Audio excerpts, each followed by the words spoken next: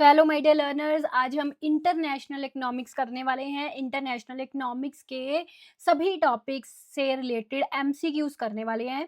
आपको बता दूं कि ये हमारा क्रैश कोर्स चल रहा था यूजीसी नेट इकोनॉमिक्स का, जिसका एग्ज़ाम आपका आने वाला है 30th ऑफ जून को। ठीक है जी। तो इसमें हम इससे पहले 4-5 यूनिट्स ख़त्म कर चुके हैं। आज हम इंटरनेशनल करने वाले हैं। ठीक है जी। और मैंने मेजरली सभी टॉपिक्स इंटरनेशनल के इसमें कवर करे हैं आज की क्लास में, जिससे कि आपकी अच्छी खासी सभी टॉपिक्स की रिवीजन हो जाए एमसीक्यूज के थ्रू। ठीक है जी। नए आए हो चैनल पर सब्सक्राइब जरूर कर लीजिएगा। इसके पिछले वाले सेशंस जो हैं वो भी आप देख लीजिएगा। और नेट इकोनॉमिक्स का नेक्स्ट बैच जो है हमारा, जल्दी उसकी लाइव क्लासेस स्टार्ट होने वाली है। आप एप्लीकेशन पर विजिट कर सकते हो एनरोल करने के लिए। इसके अलावा lecturer, PGT, AP economics, UPSC, IES, RBI, DPR, तमाम कोर्सेज इकोनॉमिक्स से रिलेटेड हमारी एप्लीकेशन पर मौजूद है with best guidance, best faculty, best guidance. और इकोनॉमिक्स हमारी स्पेशलाइजेशन है। ठीक है जी। स्टार्ट करते हैं आज के फर्स्ट क्वेश्चन से। Okay, so let's see. Heckscher Ohlin trade model maintains that, Heckscher Ohlin trade model जो है इसके बारे में क्या सही है। देखिए, आप मेरी हेक्सर-ओलन वाली पूरी क्लास भी जो है वो मौजूद है, उसको देख सकते हैं सारी मेरी क्लास को। ठीक है। Comparative advantage determines the distribution of gains from trade. Comparative advantage जो है इस ये अलग थ्योरी है ना। हम पहले पढ़ते हैं आपकी एब्सोल्यूट एडवांटेज थ्योरी, फिर हम पढ़ते हैं कंपैरेटिव एडवांटेज थ्योरी, फिर हम पढ़ते हैं हेक्सर-ओलन थ्योरी, जिसको हम फैक्टर एंडोमेंट थ्योरी या मॉडर्न थ्योरी भी बोलते हैं, है ना। सो ये एब्सोल्यूट एडवांटेज, कंपैरेटिव एडवांटेज नहीं आएगा। Division of labour is limited by size of market नहीं। बी वाला पॉइंट अच्छे से पढ़ो, समझो। Country exports good for which its resource endowments are most suited. Heckscher Ohlin model क्या कहता है कि भाई, जिस कंट्री के पास जोन से रिसोर्स है ना, जोन से फैक्टर्स ऑफ प्रोडक्शन है, उन फैक्टर्स ऑफ प्रोडक्शन से बनने वाली गुड्स को वो कंट्री एक्सपोर्ट करेगा। जैसे इंडिया एक लेबर इंटेंसिव कंट्री है, इसके पास लेबर ज्यादा है, तो इंडिया ऐसे गुड्स का एक्सपोर्ट करेगा जो लेबर से बनाए जाते हैं, यानी कि लेबर इंटेंसिव गुड्स प्रोडक्ट्स, है ना। तो और जिस कंट्री में स्केर्स है, जिस अपने फैक्टर में स्केर्स है हमारा देश, जैसे कि कैपिटल में स्केर्स है ना, तो कैपिटल इंटेंसिव गुड्स का हमारा कंट्री इंपोर्ट करेगा। हेक्सर-ओलन थ्योरी का क्रक्स ये है ना। एक कंट्री एक्सपोर्ट करेगा उन गुड्स को जिनके उत्पादन के लिए उसके जो रिसोर्स एंडोमेंट्स हैं सबसे अधिक उपयुक्त होते हैं, है ना। तो a labour intensive country export labour intensive goods and A capital intensive country exports capital intensive goods. और इसी चीज की खंडना करी थी लॉयंटिफ ने, जिसमें उसने बिल्कुल इससे उल्टी चीज बोली थी, है ना। एग्रीकल्चर वाली एग्जांपल के साथ वो चीज मैंने आपको समझाई थी। तो सेकंड ऑप्शन सही है इसमें। आगे देखिए the next question. When the exchange rate, जब एक्सचेंज रेट चेंज हो रहा है, पहले था $1 72 का।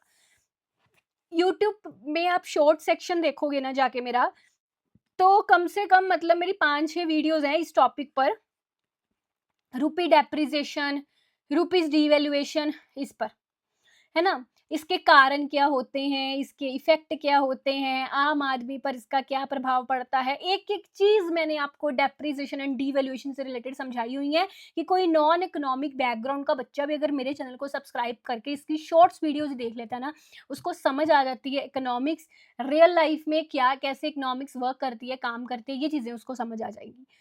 ठीक है जी। तो एक्सचेंज रेट अगर $1.72 के इक्वल है, ठीक है, तो इस चीज को बड़े ध्यान से समझना। एग्जाम में अगर आए तो कहता है अब क्या हो गया $1.68 के। तो क्या है कि जब ये रुपीस कम हो रहा है ना, देखो 72 से 68, इसका मतलब होता है एप्रिसिएशन। एप्रिसिएशन यानी कि रुपी मेरा एप्रिसिएट हो रहा है, रुपी की वैल्यू बढ़ रही है। ठीक है, रुपी की वैल्यू बढ़ रही है। पहले मुझे $1 के बदले 72 रुपए देने पड़ रहे थे, अब $1 के बदले 68 रुपीज देने पड़ रहे हैं, यानी कि रुपी की वैल्यू पहले से बढ़ गई है। ये एप्रिसिएट है। इस केस में रुपी एप्रिसिएट है एंड डॉलर डेप्रिसिएट होगा। ठीक है। और अगर यही चीज उल्टी होती, पहले 68 का रुपीस था, अब 72 का हो गया, तो उल्टा होना था। तो होना था रुपी की वैल्यू कम होगी, यानी कि रुपी डेप्रिसिएट हो गया। समझ गए। तो इस केस में आंसर आपका होगा कि रुपी एप्रिसिएट हुआ और डॉलर जो है वो डेप्रिसिएट हुआ, है ना। तो C answer is correct, B and C. आगे देखिए, forward exchange rates are useful for those whose wish is आएगा। फॉरवर्ड एक्सचेंज रेट के बारे में ये क्वेश्चन है। अच्छा, अभी कुछ दिन पहले ही मैंने फॉरवर्ड एंड फ्यूचर मार्केट के बारे में आपको रियल लाइफ एग्जांपल से समझाया था, आप वो वीडियो भी प्लीज़ ज़रूर जाके चेक कर लीजिएगा, ठीक है? सो फॉरवर्ड एक्सचेंज रेट्स उन लोगों के लिए उपयोगी होते हैं प्रोटेक्ट जो protect themselves from the risk that the exchange rate will change before a transaction is completed. किन लोगों के लिए उपयोगी होते हैं? जो स्वयं को इस जोखिम से बचाना चाहते हैं कि लेन देन पूरा होने से पहले जो एक्सचेंज रेट है कहीं वो बदल ना जाए। B gamble that a currency will rise in value, सट्टा लगाना चाहते हैं कि किसी मुद्रा की वैल्यू बढ़ेगी, या सट्टा लगाना चाहते हैं कि किसी मुद्रा की वैल्यू कम होगी। ठीक है, डी ऑप्शन है exchange currencies at a point in time in the future, भविष्य में किसी निश्चित समय पर मुद्राओं का विनिमय करना चाहते हैं।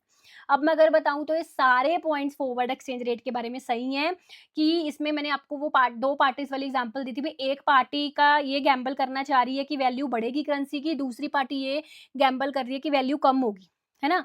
तो इस एक सट्टा बेसिकली इसमें इस तरह से लगता है ना? और जो एक्सचेंज होंगी करेंसीज वो फ्यूचर में किसी पॉइंट पर होंगी। तो you can watch my whole video about this. इसका डी पॉइंट आपका सही है, चारों ऑप्शन जो है इसके बारे में सही है, ठीक है?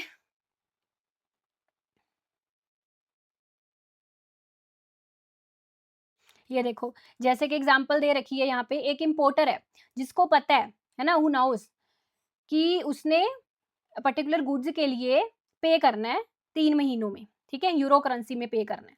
तो उसको है कि भाई चेंज ना हो जाए करेंसी की वैल्यू, तो उसने अभी अपनी ट्रांजेक्शन को लॉक कर लिया फॉरवर्ड कॉन्ट्रैक्ट के थ्रू, ठीक है? इस तरह तो protect themselves, gamble at currency, ठीक है, चारों पॉइंट सही है। आगे देखो, improvement in the balance of payment deficit में be affected through, balance of payment deficit में इंप्रूवमेंट किसके थ्रू हो सकती है भाई? चलो पहले हम इसमें बेसिक समझते हैं। बैलेंस ऑफ पेमेंट की जब मैं बात कर रही हूँ, that means my exports minus imports, exports minus imports, ठीक है? अब इसमें अगर डेफिसिट आ जाए, डेफिसिट का मतलब है इम्पोर्ट्स का बढ़ना और एक्सपोर्ट्स का कम होना, है ना? तो बैलेंस ऑफ पेमेंट के डेफिसिट को हम ठीक कैसे कर सकते हैं? मैंने क्या कहा, डेफिसिट में क्या होएगा, इम्पोर्ट्स मेरे बढ़ जाएंगे, simply imports are more than exports, है ना? अब डेफिसिट को करेक्ट करने के लिए या तो ये कि भाई इम्पोर्ट कंट्रोल करो, इम्पोर्ट्स को कम करो, ठीक है, या तो एक्सपोर्ट्स को बढ़ाओ, ठीक है ना? फिर डीवैल्यूएशन, पूरी थ्योरी हमने समझी हुई है कि भाई कैसे डीवैल्यूएशन के थ्रू बीओपी डेफिसिट ठीक हो सकता है, कैसे?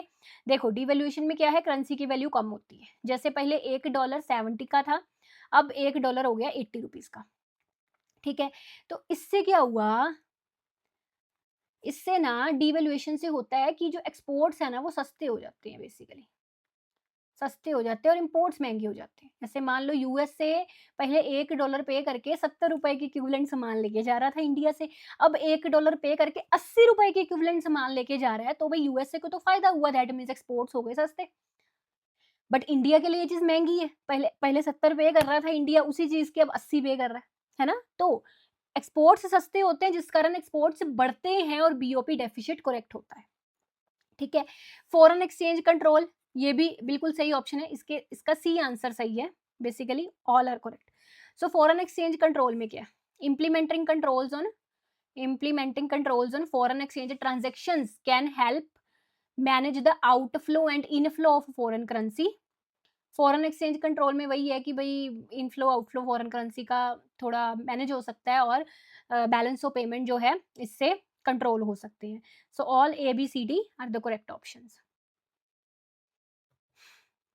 बाकी ये सब चीज़ें इन सब चीज़ों का डिटेल्ड मीनिंग है ना, कि भाई कैसे फॉरेन एक्सचेंज कंट्रोल या कैसे जो है करेंसी की वैल्यू बढ़ने से ऐसा होता है, वैसे तो हर चीज़ का इम्पैक्ट, कॉज इफेक्ट, हर एक चीज़ का रिलेशनशिप इंटरनेशनल का मैंने बड़े अच्छे से आपको कोर्स क्लासेस में समझाई हुई हैं ये चीज़ें, है ना?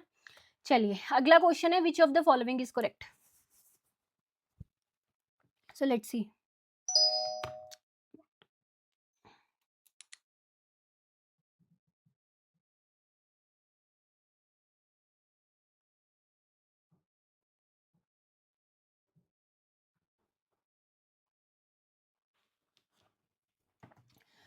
देखो, टर्म्स ऑफ ट्रेड टॉपिक से क्वेश्चन लिया है, टर्म्स ऑफ ट्रेड टॉपिक बहुत इंपॉर्टेंट है।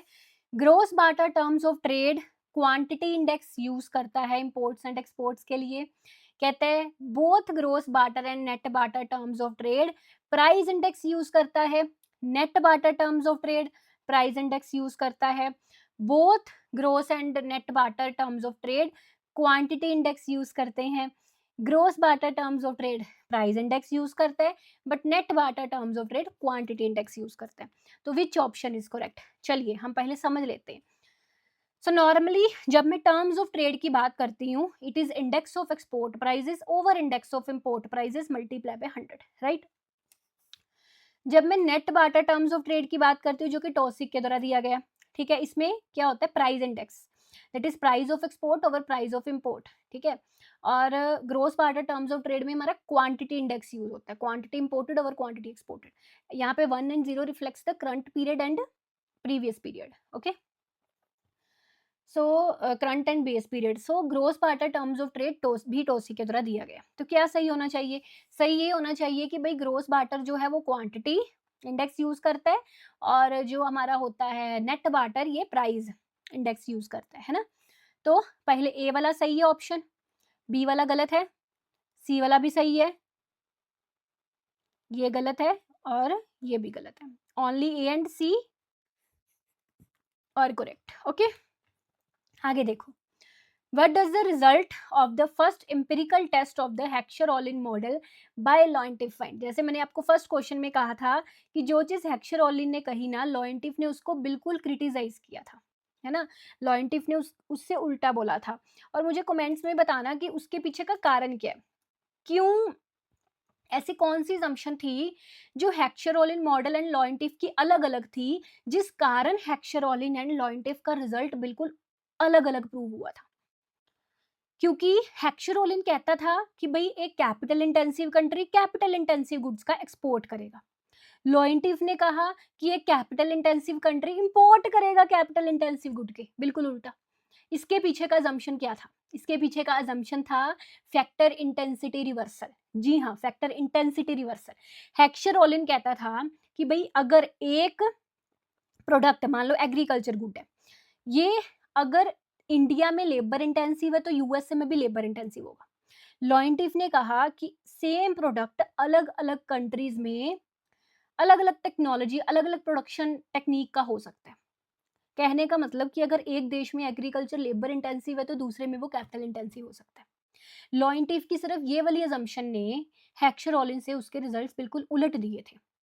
तो लोएंटिफ ने जो रिसर्च करी थी उसमें उसने ये चीज देखी कि यूएस जो था एक कैपिटल इंटेंसिव कंट्री होने के बावजूद वो कैपिटल इंटेंसिव गुड्स के इंपोर्ट कर रहा है, ठीक है। So the correct answer is a, US exports की, जो यूएस एक्सपोर्ट कर रहा है वो लेस कैपिटल इंटेंसिव है, यानी कि मोर लेबर इंटेंसिव है ना, देन यूएस इंपोर्ट्स, यानी कि यूएस के जो इंपोर्ट्स हैं that are more capital intensive.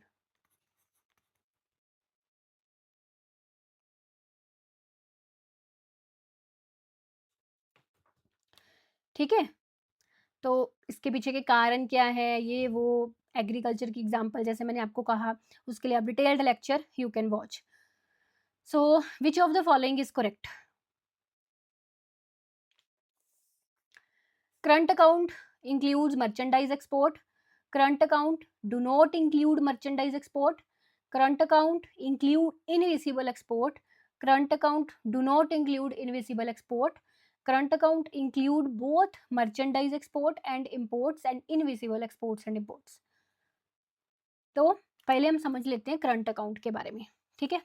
So current account में एक तो होता है हमारा एक्सपोर्ट्स गुड्स एंड सर्विसेज के, एक होता है इसमें unilateral exports and imports of goods and services, एक होता है ट्रांसफर पेमेंट्स, है ना, यानी कि यूनिलेटरल एक तरफा रिसिप्ट्स और एक तरफा पेमेंट्स, यूनिलेटरल पेमेंट्स, इनके ट्रांसफर पेमेंट्स यू कैन सी।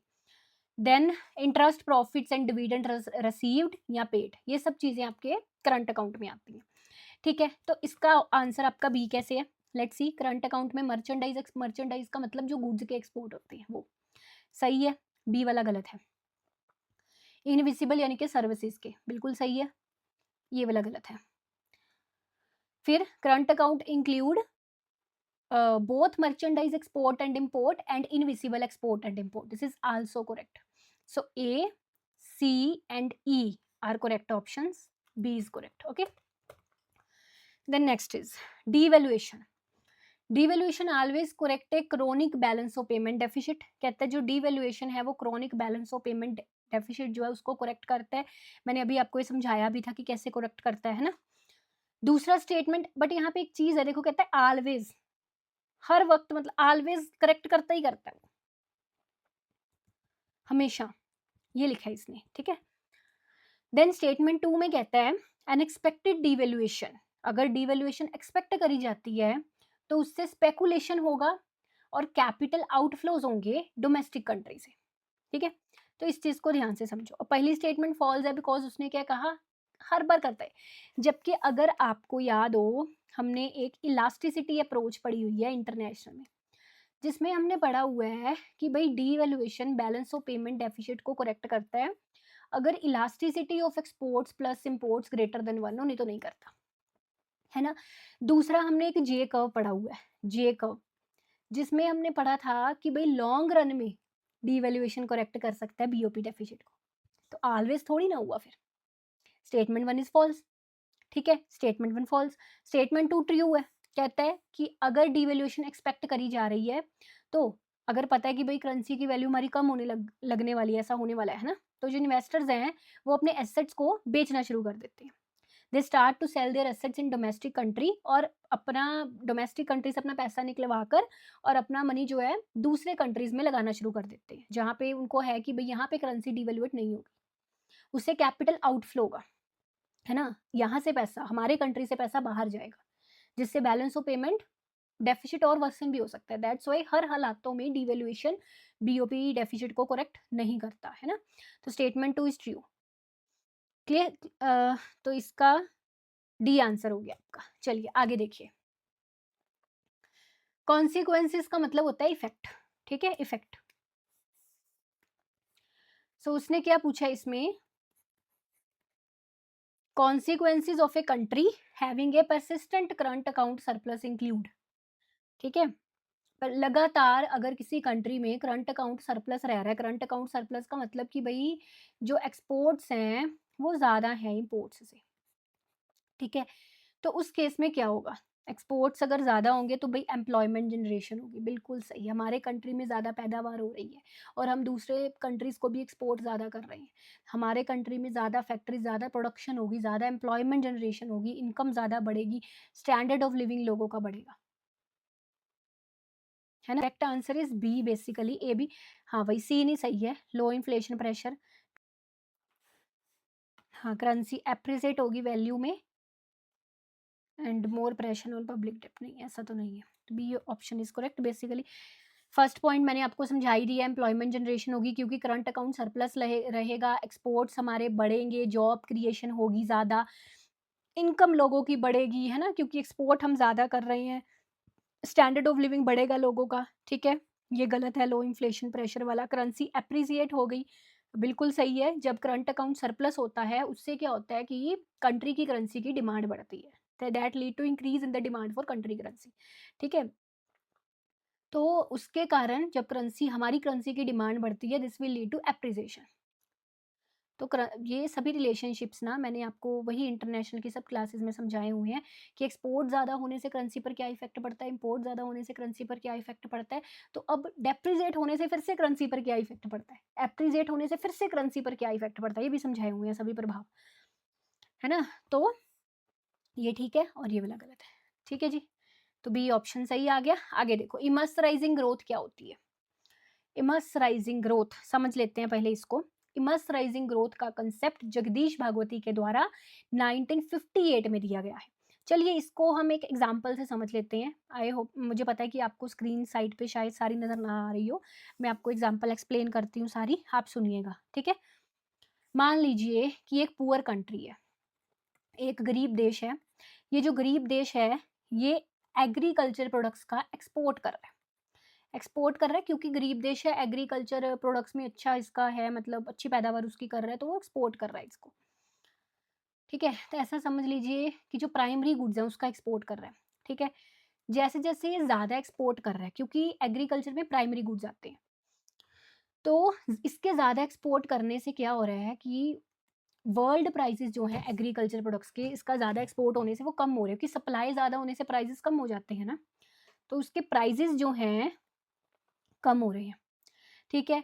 इससे क्या होगा, एग्रीकल्चर प्रोडक्ट्स के प्राइसेस कम होंगे, तो जो ये पुअर कंट्री है इसकी इस एक्सपोर्ट से होने वाली जो इनकम है वो भी कम होगी, है ना। अब हमने, आपको याद है अगर, तो हमने एक पेरबिस सिंगर हिपोथेसिस पढ़ा था, जिसमें हमने पढ़ा था कि जो कंट्री पुअर कंट्रीज रहते हैं या डेवलपिंग कंट्रीज होते हैं, वो जो बेसिक प्राइमरी गुड्स होते हैं, है ना, उसका वो करते हैं एक्सपोर्ट, और जो मैन्युफैक्चर्ड गुड्स होते हैं उसका वो इंपोर्ट करते हैं, है ना। तो जो ये प्राइमरी गुड्स होते हैं इसका क्या होता है कि अब ज़्यादा अवेलेबिलिटी अगर होगी तो इसके प्राइसेस कम हो सकते हैं। प्राइसेस कम होने से उस उनके पास, उन कंट्रीज़ के पास इतना पैसा अब नहीं है कि भई वो मैन्युफैक्चर्ड गुड्स खरीद पाएँ। उनके लिए एक्सपेंसिव हो जाता है मैन्युफैक्चर गुड्स को खरीदना, है ना। तो इस कारण वो कहता है कि जो नेट इफ़ेक्ट है इसका वो वर्स ऑफ हो जाता है। यानी कि जब उसने एग्रीकल्चर प्रोडक्ट्स का एक्सपोर्ट करना स्टार्ट किया था ना, है ना, उससे भी ज़्यादा वर्स हालात हो जाते हैं उस कंट्री के, क्योंकि इनका प्राइसेस कम होने से उसके पास उतना पैसा नहीं बचा कि वो मैन्युफैक्चर गुड्स खरीद पाए। बात समझे? तो इस तरह की फिनोमेना को हम इमर्सराइजिंग ग्रोथ बोलते हैं। यहाँ से पढ़ो, कहता है कि अगर growth heavily export based growth हो तो इससे उस कंट्री के टर्म्स ऑफ ट्रेड फेल हो सकते हैं एक्सपोर्ट कंट्री के, और ये कंसेप्ट पुअर नेशंस पर है, ठीक है। और ये जो टर्म्स ऑफ ट्रेड फेल होते हैं वो उस हद तक फेल हो जाते हैं कि उससे जो उसका ग्रोथ बड़ी भी थी उस कंट्री की थोड़ी बहुत एक्सपोर्ट के कारण, उसको भी ये वाला जो टर्म्स ऑफ ट्रेड गिरने वाला इफेक्ट है ये आउटवे कर लेता है, यानी कि वो कंट्री पहले से भी वर्ष हालातों में हो जाता है उससे, ठीक है। सो क्या आएगा इसका answer, growth in poor Nations would actually be self defeating. गरीब देशों में वृद्धि वास्तव में आत्म प्राज्यकारी होती है, सेल्फ डिफीटिंग होती है, सेल्फ डिफीटिंग है जो मैंने समझाई चीज आपको, है ना। नेक्स्ट देखिए, तो इस तरह का क्वेश्चन आपको एग्जाम में पूछा जाता है।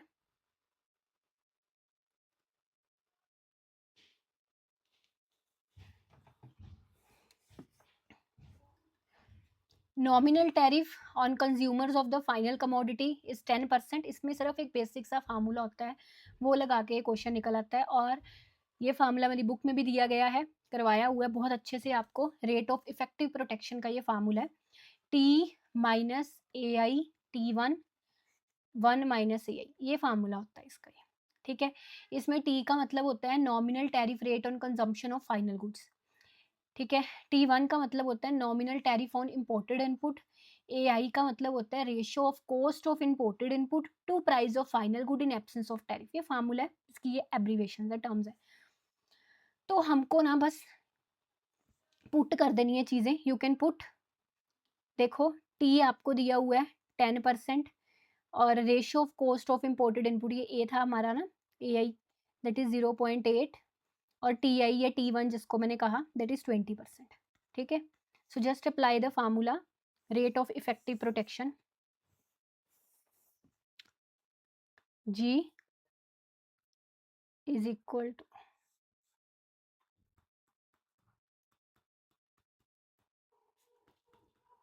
ठीक है। तो ये देखिए यहाँ पे मैंने वैसे निकाला ही है सारा, मैं आपको दोबारा से दिखा देती हूँ। तो T कितने, 10% है ना, तो 10% को आई कैन राइट 0.10, और AI कितना है 0.8 है, और TI कितना है 20, यानी कि I can write 0.20, right, 1 minus 0.8। या अगर परसेंटेज में निकालना है तो आप सीधा 10 भी लिख सकते हो, बिकॉज बाद में फिर से मुझे उसको परसेंटेज में ही एडेंट कन्वर्ट करना है ना। सो ऐसा सिंपली इसको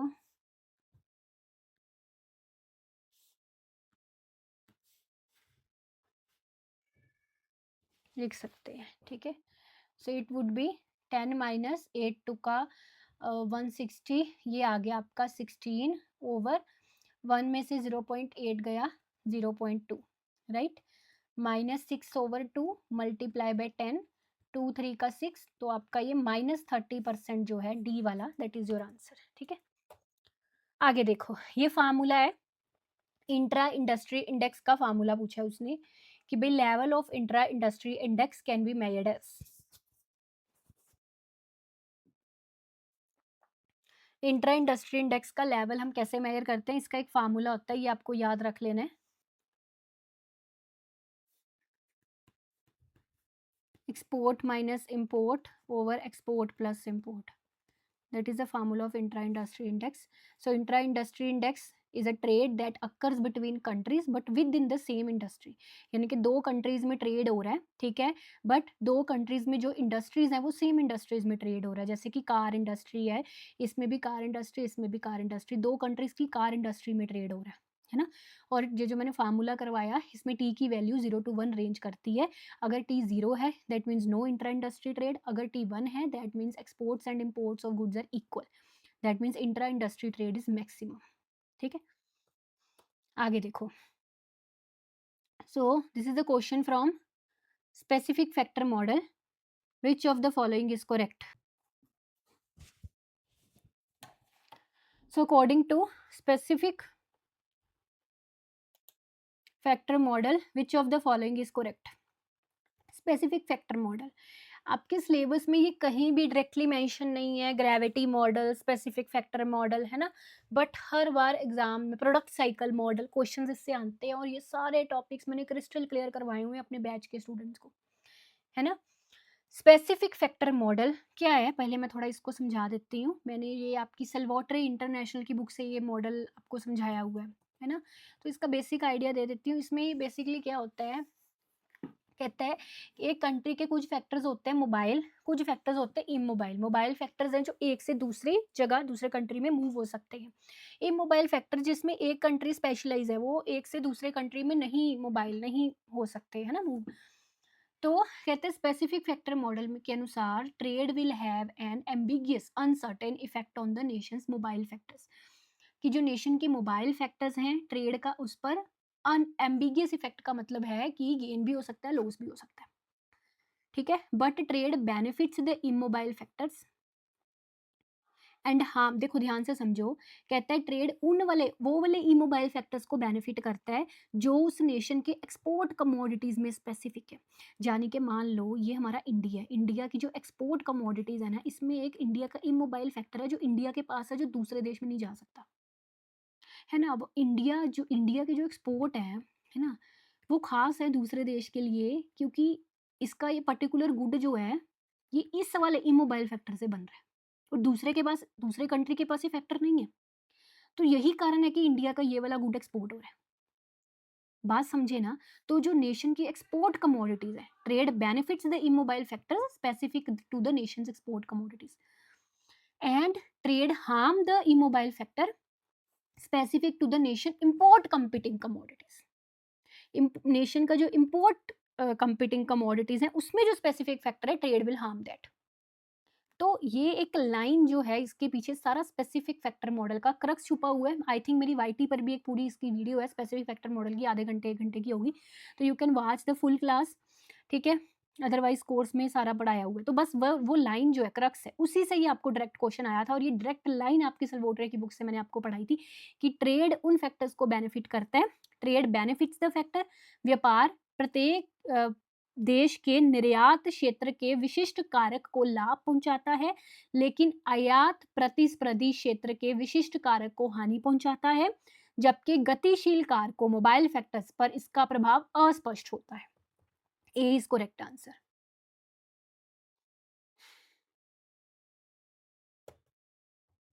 अगला देखो, ग्रेविटी मॉडल वही आ गया जो मैंने इसका भी बात करा था। तो ग्रेविटी मॉडल क्या कहता है, इसको भी मैं पहले आपको क्रक्स का समझा देती हूँ, ठीक है, बिकॉज पूरे पूरे मॉडल्स अच्छे से एग्जाम्पलों के साथ समझने के लिए आपको पूरा पूरा क्लास देखना पड़ेगा। सो ग्रेविटी मॉडल बेसिकली हमारा ये कहता है इंटरनेशनल का कि दो कंट्रीज में जो वॉल्यूम ऑफ ट्रेड होता है ना, ट्रेड की मात्रा, that is based on their economic sizes and their geographical distance. कहने का मतलब कि दो देश हैं, ठीक है, इसमें जो ट्रेड का वॉल्यूम है वो डिपेंड करता है कि ये दो देश के इकोनॉमिक साइजेस यानी कि जीडीपी पर, ठीक है, और उनके ज्योग्राफिकल डिस्टेंस यानी कि डिस्टेंस कितना है इन दोनों देश में, उस पर ट्रेड डिपेंड करता है। ये मॉडल कहता है कि जो लार्ज इकोनॉमीज है, ठीक है, have more goods and services to trade, तो उनका ऑब्वियसली जो लार्ज इकोनॉमीज है, बड़े देश है, जिनका जीडीपी बड़ा है, जिनका इकोनॉमिक साइज बड़ा है, इसमें ट्रेड का वॉल्यूम उनमें ज़्यादा होता है। और ऐसे कंट्रीज जिनमें जोग्राफिकल डिस्टेंस कम है, पास पास है थोड़े, ज़्यादा ट्रैवल का खर्चा नहीं आता, है ना, तो ट्रांसपोर्टेशन कॉस्ट कम होती है, उन कंट्रीज में भी आपस में व्यापार ज़्यादा होता है जो जिनकी दूरी कम होती है। ठीक है, तो इसके अकॉर्डिंग देखो, बी वाला पॉइंट पढ़ो, larger and closer the two countries are, जितने बड़े वो कंट्रीज हैं और जितने क्लोज हैं वो दो कंट्रीज, जोग्राफिकल क्लोज है, उतना ही उसमें वॉल्यूम ऑफ ट्रेड ज्यादा होगा। ठीक है, आगे देखो, the next is which of the following are part of non tariff barriers, इसमें नॉन टैरिफ बैरियर्स का पार्ट कौन से? ठीक है, देखो टैरिफ बैरियर्स में एक तो टैरिफ आता है, ठीक है, और नॉन टैरिफ बैरियर्स में कौन है?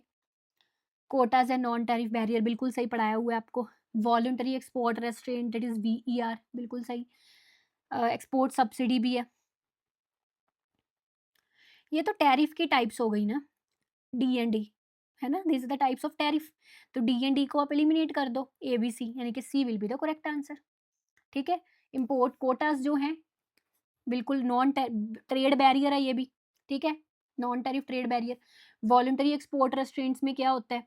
An agreement between two countries, जिसमें एक कंट्री एग्री करता है कि भाई मैं इतना एक्सपोर्ट करूंगा, इससे ज्यादा नहीं करूंगा, अपनी मर्जी से अपने एक्सपोर्ट पर रेस्ट्रेंट, रुकावट लगा लेनी। ठीक है, एक्सपोर्ट सब्सिडीज क्या है? एक गवर्नमेंट पेमेंट है कि गवर्नमेंट जो है पर्टिकुलर गुड के लिए प्रोड्यूसर्स को सब्सिडी दे रही है ना, तो उससे क्या हो रहा है कि वो गुड दूसरे देश में जाके ज्यादा सस्ता हो रहा है, तो ये भी एक ट्रेड डिस्टॉर्शन है।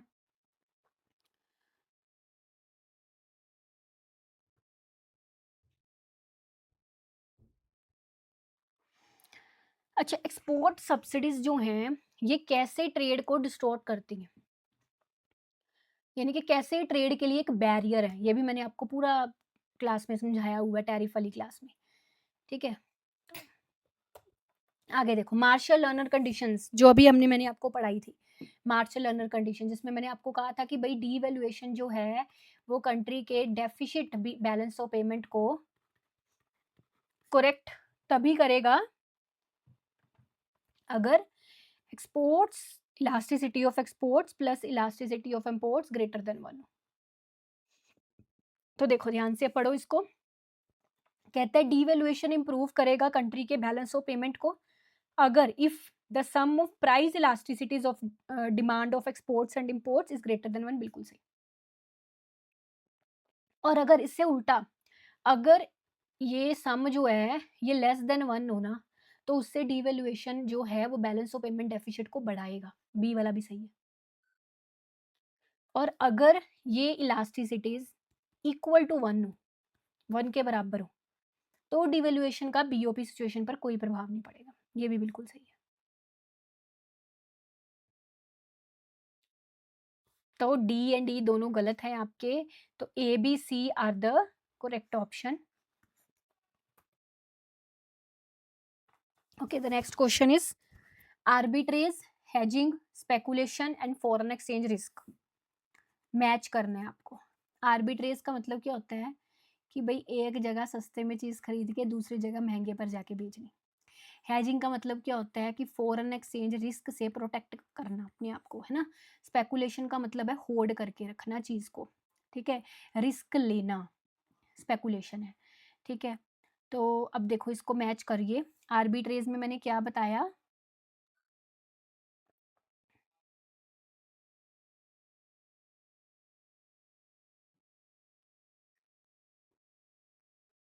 देखो ये थर्ड वाला ऑप्शन देखो आर्बिट्रेज का, purchase of currency in monetary centre where it is cheaper, जहाँ पे वो चीज़ सस्ती है ना, उसको खरीदना आर्बिट्रेज है। तो अगर मैं इसको in terms of international, in terms of currency की टर्म्स में पढ़ूँ, दैट मीन्स जहाँ पे करेंसी सस्ती है वहाँ पे बेच इस खरीद लेनी और जहाँ पे महंगी है वहाँ पे बेच देनी, ये आर्बिट्रेज का काम है। हैजिंग में कौन सा आएगा, सिंपल देखो, अवॉइडेंस, फॉरेन एक्सचेंज रिस्क को अवॉइड करना हैजिंग है। हैजिंग स्पेकुलेशन में आपको रियल लाइफ एग्जाम्पलों से मैंने ये कंसेप्ट समझाए हुए हैं, है ना। और रिस्क लेना क्या होता है, स्पेकुलेशन, जब investor accept and seek foreign exchange risk, ठीक है। तो मतलब उसके अकॉर्डिंग अब देख लो, ए का थर्ड है ना, ये क्या ऑप्शन में गड़बड़ी है कुछ,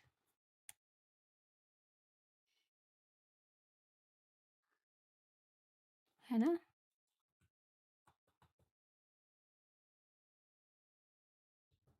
मैं आपको बताती हूँ ऑप्शंस में गड़बड़ी है। यहाँ पे लिखो, ए का थर्ड आएगा, बी का आपका फोर्थ आना है, ठीक है, सी का आपका फर्स्ट आना है, और डी जो है आपका बचा इसका सेकंड आना है, because this is the definition of foreign exchange risk.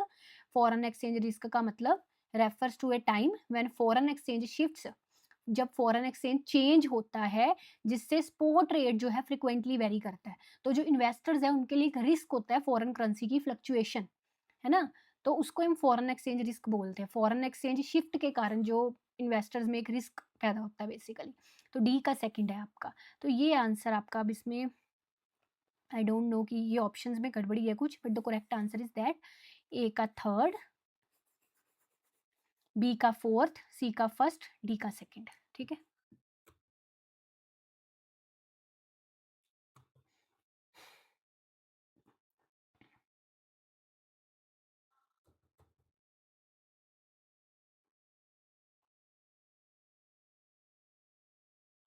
ठीक है, आगे देखो।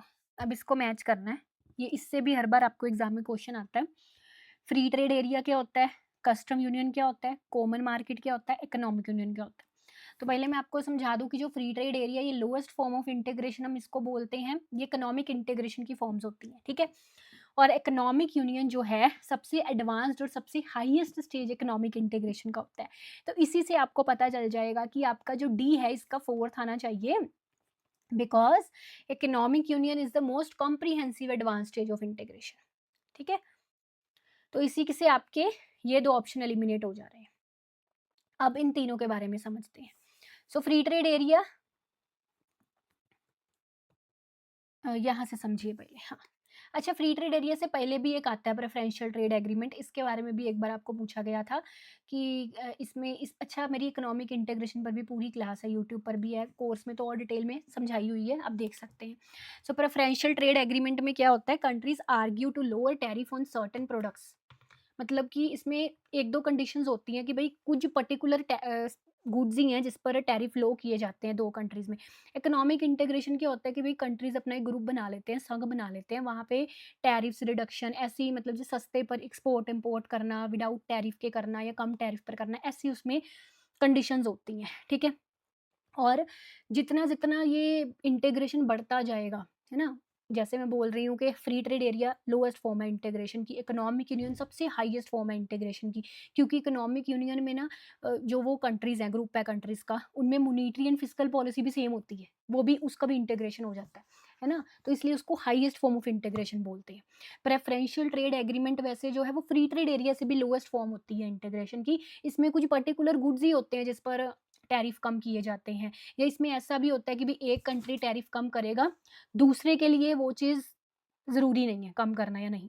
तो ऐसी इसमें कंडीशंस होती हैं जो इंटीग्रेशन बहुत कम होती है इन कंट्रीज़ में, कहने का मतलब, ठीक है। पीटीए, प्रेफरेंशियल ट्रेड एग्रीमेंट के तहत फ्री ट्रेड एरिया में थोड़ी इंटीग्रेशन बढ़ जाती है।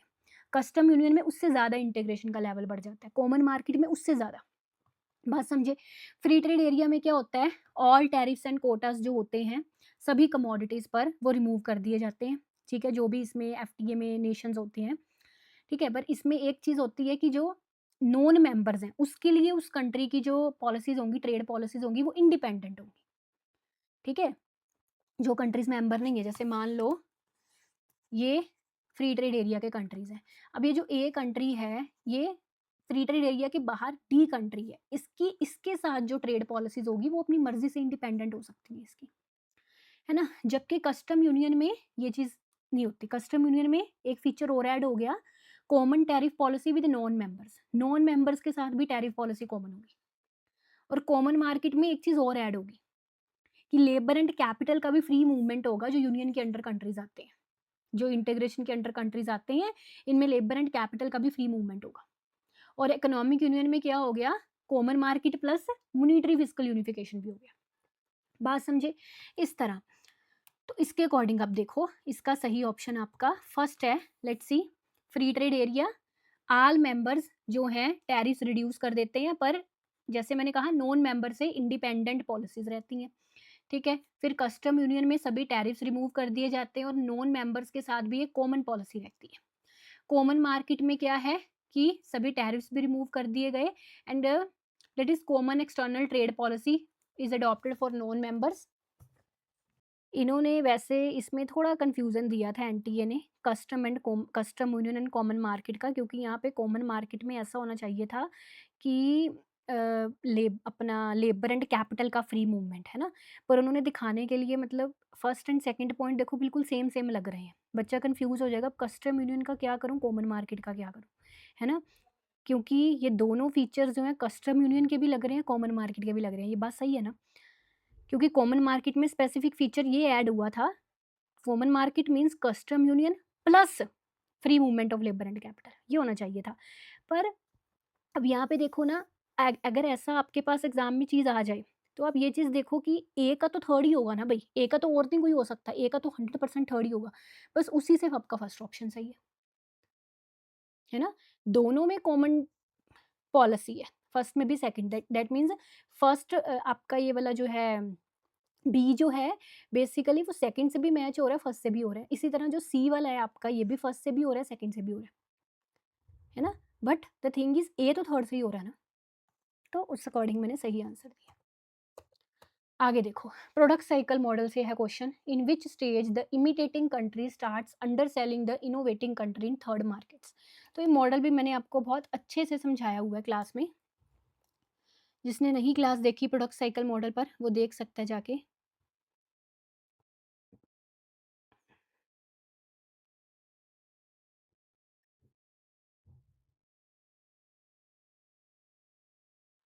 देखिए पढ़ते हैं इसको।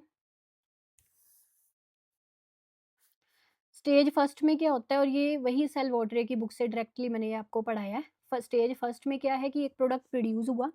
देखो कई बच्चे ना ये मॉडल मार्केटिंग वाला करते हैं, एक मार्केटिंग वाला प्रोडक्ट साइकिल मॉडल बिल्कुल अलग है, वो नहीं हमको पढ़ना, हमको अपनी इंटरनेशनल इकोनॉमिक्स की बुक से जो प्रोडक्ट साइकिल मॉडल है वो पढ़ना है, ठीक है। तो फर्स्ट स्टेज में क्या हुआ, प्रोडक्ट प्रोड्यूस्ड हुआ एंड कंज्यूम हुआ इनोवेटिंग कंट्री में। स्टेज सेकंड में क्या हुआ कि जो इनोवेटिंग कंट्री जिसने वो प्रोडक्ट इनोवेट किया था वो परफेक्ट हो गया उस प्रोडक्ट में, है ना, और उस प्रोडक्ट की डिमांड बढ़ने लगी, होम में भी अब्रॉड में भी, ठीक है। स्टेज थ्री में क्या हुआ, वो प्रोडक्ट स्टैंडर्डाइज्ड हो गया, यानी कि अब जो कॉपी करने वाला कंट्री है दूसरा, इमिटेटिंग कंट्री जिसको हम बोलते हैं, इमिटेटिंग कंट्री, उसने वो प्रोडक्ट प्रोड्यूस करना शुरू कर दिया उसको कॉपी करके।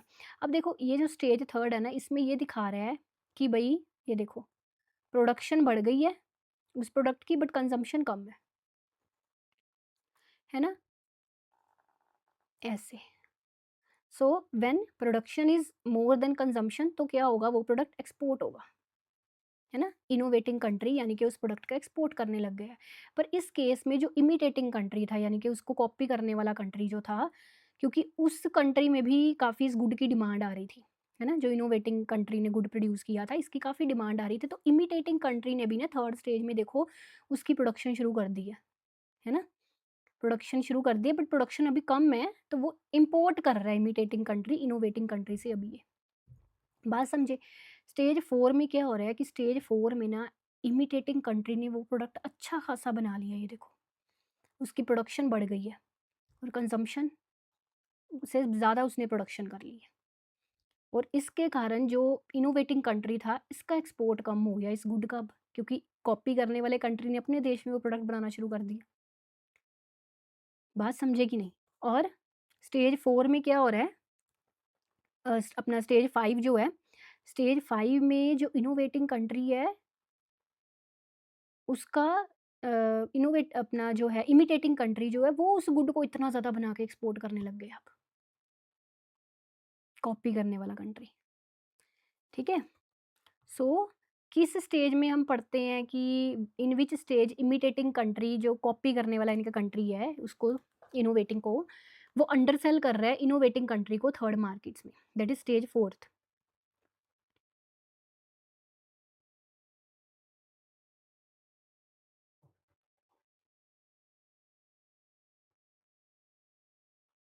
अच्छा, ये थर्ड इसमें क्या डिफरेंस है, लेट्स सी। क्योंकि हमने पढ़ा कि भाई फोर्थ स्टेज में अंडर सेल हो रहा है प्रोडक्ट अपना थर्ड मार्केट्स में, और स्टेज फिफ्थ में वो प्रोडक्ट अंडर सेल हो रहा है लेटर, इसमें क्या लिखा, लेटर मार्केट वर्ड यूज़ किया हुआ है इसने।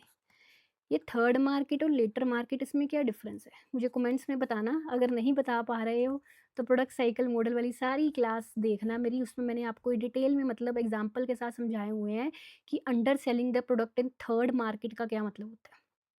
ठीक है, तो you can watch the whole lecture, that the correct answer is third. Okay, Stolper Samuelson theorem क्या कहता है, चलिए पहले समझ लेते हैं थोड़ा इसके बारे में। तो स्टोपलर सेमल्सन थ्योरम बेसिकली कहता है कि एन इंक्रीज, यहाँ से पढ़िए, an increase in the relative price of A commodity, अगर कमोडिटी का प्राइस बढ़ता है तो it raises the return of the factor used intensively in the production of the commodity. जैसे कि एक मान लो शर्ट्स है, ठीक है, शर्ट्स का प्राइस बढ़ा, तो इससे शर्ट्स किससे मान लो प्रोड्यूस हो रही है, मान लो शर्ट्स प्रोड्यूस हो रही हैं लेबर इंटेंसिव टेक्नोलॉजी से, लेबर से प्रोड्यूस हो रही है, ठीक है। तो इससे जो लेबर है, यानी कि जो ये वाला फैक्टर है जिससे वो शर्ट्स प्रोड्यूस हो रही हैं ज़्यादा, मतलब ये फैक्टर यूज़ हो रहा है, लेबर यूज़ हो रहा है शर्ट्स की प्रोडक्शन में, तो लेबर के रिटर्न्स बढ़ेंगे, ये कहता है, ठीक है। और इससे उल्टा, जो स्केर्स फैक्टर है ना, उसके रिटर्न्स कम होंगे। और आफ्टर इम्पोजिंग टैरिफ वेजेस उल्टी हो जाती है, ये इफेक्ट उल्टा हो जाता है। चलो हम देखते हैं उसने क्या पूछा। उसने फर्स्ट ऑप्शन में कहा है, देखो, an increase in the relative price, वही जो अभी मैंने चीज़ समझाई कि अगर कमोडिटी का प्राइस बढ़ता है तो जो फैक्टर उसको बनाने में ज़्यादा यूज़ हुआ है उसके रिटर्न्स बढ़ते हैं। पहला ही पॉइंट बिल्कुल सही है, बाकी देखोगे तो गलत है। तो first is exactly the correct answer. आगे देखो, कहते हैं इनमें से कौन सा पॉइंट जो है, which of the following indicate that country B is a capital abundant country. देखो ध्यान से समझो, कैपिटल अबंडेंट कंट्री की दो पहचाने हैं यहाँ पे, हेक्स-रोलिन के मॉडल में भी हमने पढ़ी हैं ये चीज़ें, ठीक है। Capital B capital abundant country तब है अगर एक तो उसमें अवेलेबिलिटी कैपिटल की ज़्यादा है, अवेलेबिलिटी कैपिटल की ज़्यादा है, दूसरा अवेलेबिलिटी कैपिटल की ज़्यादा है, दूसरा उसमें कैपिटल का प्राइस कम है लेबर के प्राइस के comparative, then this country is capital abundant country. अब देखो किस पॉइंट में ये चीज़ सही शो हो रही है, ठीक है। पहला पॉइंट देखो, कहता है टोटल कैपिटल बी कंट्री में टोटल कैपिटल ज़्यादा है और ए कंट्री के कंपैरेटिवली, यही ए पॉइंट से शो हो रहा है ना, सही है बिल्कुल। बी कंट्री में टोटल कैपिटल लेबर के मुकाबले ज़्यादा है, यानी कि ये कैपिटल अबंडेंट है, ठीक है। बी में टोटल कैपिटल कम है, नहीं। फिर प्राइस ऑफ कैपिटल अगर कम है ना, बी में कहता है कम है, और ए में प्राइस ऑफ कैपिटल ज़्यादा है, ये बिल्कुल सही पॉइंट है, ठीक है। दो ही सिलेक्ट करने थे, चलो दो सिलेक्ट हो गए, A and C are correct options, ठीक है। Next is gains from trade की कौन सी डेफिनेशन नहीं है, which of the following is not definition of gains from trade.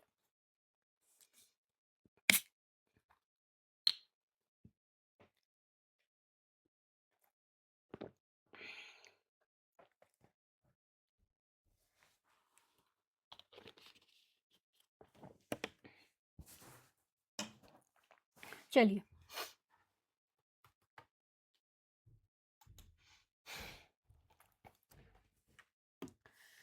So it is a benefit, gains from trade का मतलब ऐसा बेनिफिट जो इंडिविजुअल्स एंड कंट्रीज को मिलता है इंटरनेशनल ट्रेड में पार्टिसिपेट करने से, भाई बिल्कुल सही है ये, ठीक है। ट्रेड से मिलने वाले फायदे को ही हम गेन्स ऑफ ट्रेड बोलते हैं। कहता है it is a gross benefit to economic agents, नहीं ये नेट बेनिफिट होता है, बिकॉज गेन्स फ्रॉम ट्रेड में क्या होता है कि जो बेनिफिट्स कंट्री को मिले हैं ट्रेड से माइनस जो लॉसेस उसको हुए हैं ट्रेड से, इसको माइनस करोगे it will be net benefits, और गेन्स फ्रॉम ट्रेड में यही होते हैं, है ना। तो इसका सेकंड ऑप्शन देखिए सही है। अच्छा उसने नोट पूछा है ना, हाँ, ए वाला सही है, मीन्स ग्रोस बेनिफिट है नहीं, इसलिए बी इनकोरेक्ट है आपका, है ना, बी इज इनकोरेक्ट। यानी कि B is right for that particular question, उसने नोट पूछा। Deduction of consumer surplus from producer surplus, no, that is not gains from trade, ये भी इनकरेक्ट है। जैसे मैंने आपको कहा नेट बेनिफिट है, बिल्कुल सही। हाँ, गेन्स फ्रॉम ट्रेड सम होता है प्रोड्यूसर एंड कंज्यूमर सरप्लस का basically, E is also correct.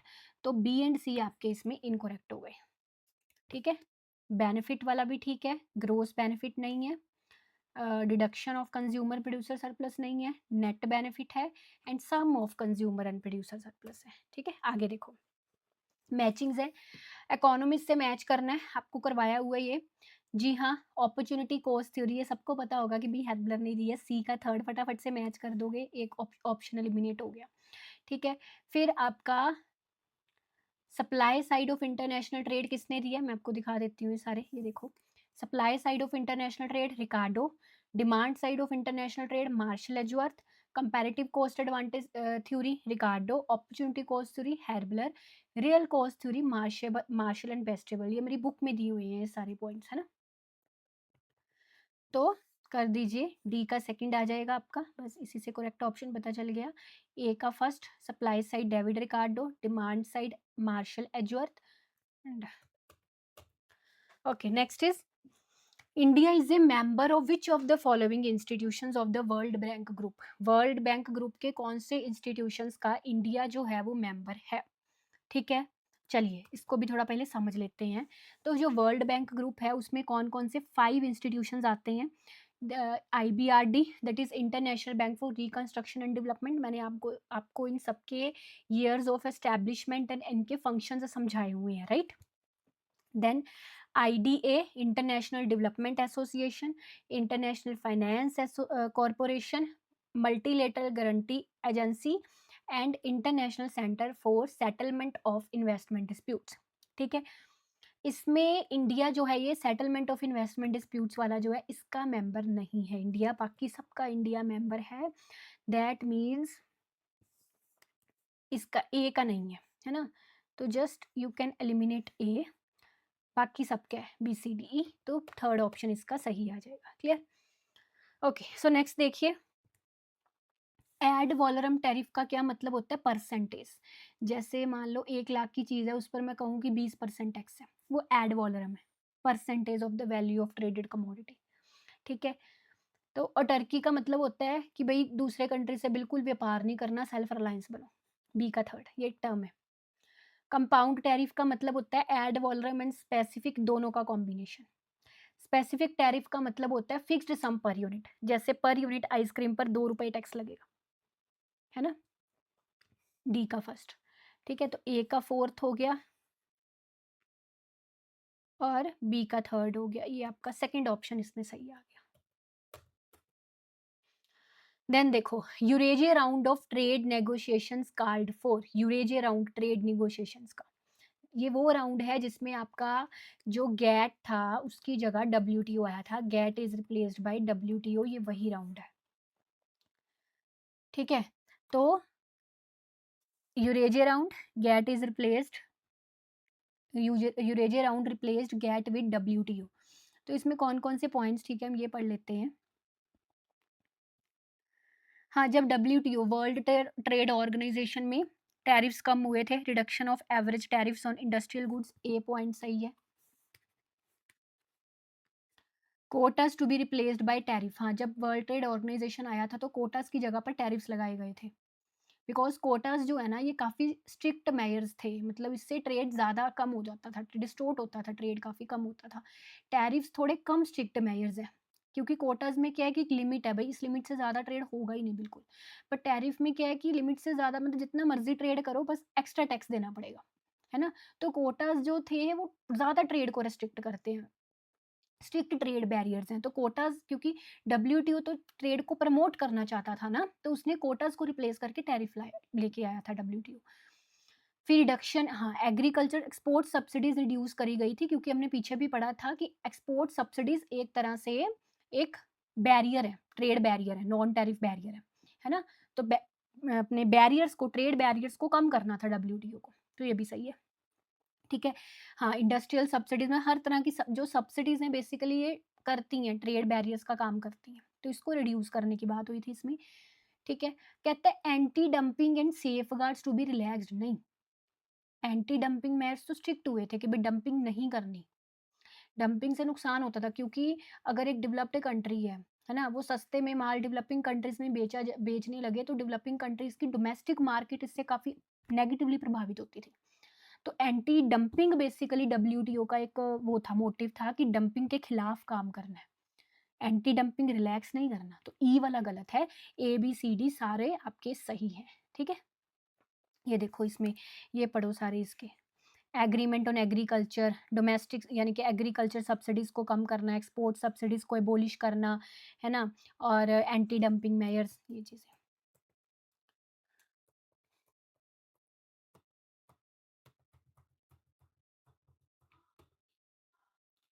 Next देखो, कहता है इंटरनेशनल ऑर्गेनाइज़ेशंस और उनके हेडक्वार्टर्स। तो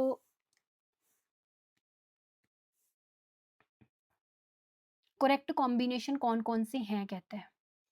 गेट का जिनेवा है, ठीक है। General agreement on trades and अपना on trade and tariffs.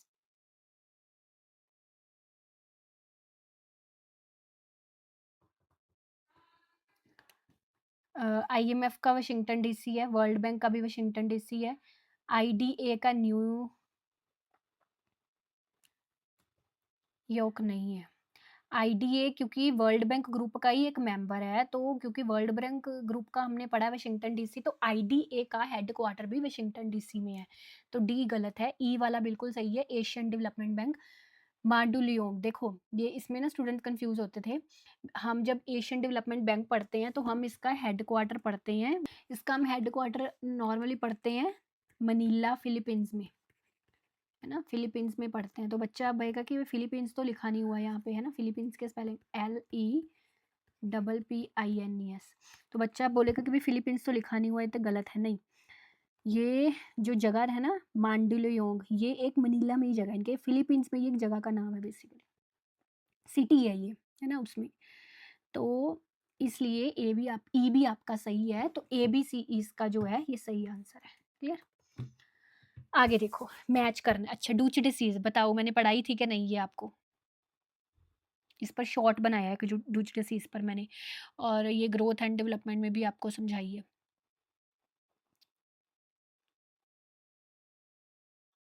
मैड्सलर paradox जो है स्टॉपलर सिमल्सन के बिल्कुल उलट है ना? ये देखो, मैड्सलर पैराडॉक्स वायलेशन है स्टॉपलर सिमल्सन का, जो हमने उसमें पढ़ा बिल्कुल उससे उलट।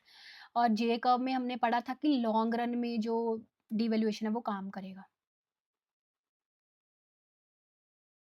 ये वाला fourth point, nation trade balance में एक्चुअली वर्सन सून आफ्टर, मतलब डिवैल्यूएशन के तुरंत बाद जो है वो नेशन का ट्रेड बैलेंस वर्सन हो सकता है, क्योंकि लंबे समय में ही डिवैल्यूएशन उसको करेक्ट करता है, कहता है मतलब शॉर्ट रन में नहीं करेक्ट करता बीओपी डेफिसिट को, है ना?